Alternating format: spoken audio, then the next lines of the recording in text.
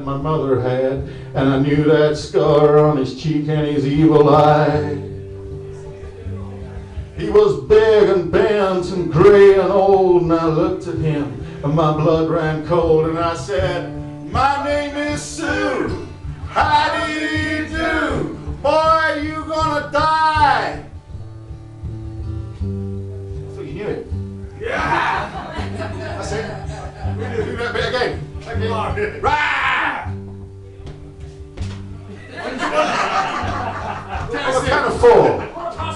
1, 2, 3, 4. And some of these bigger festivals, you do get a delay from the tower to the back of the room, so that's obviously what's happening.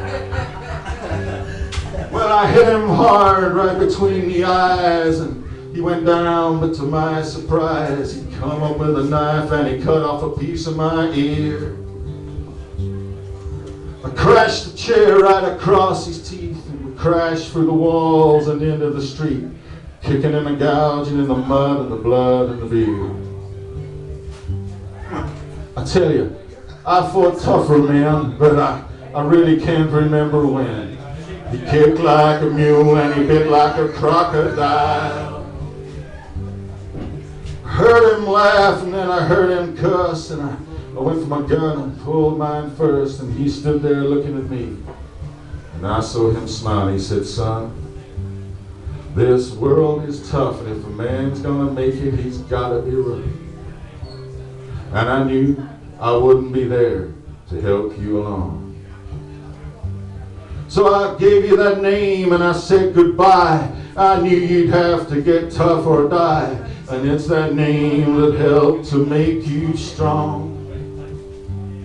Now you just fought one hell of a fight.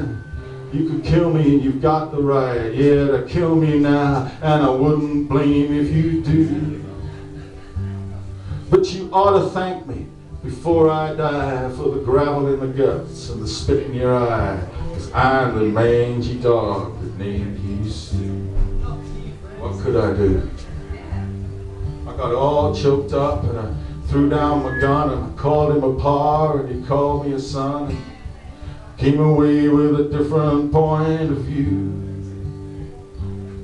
And I think about him now and then, every time I try and every time I win. And if I ever have a son, I'm gonna name him Bill or George, anything but Sue. I still hate that name.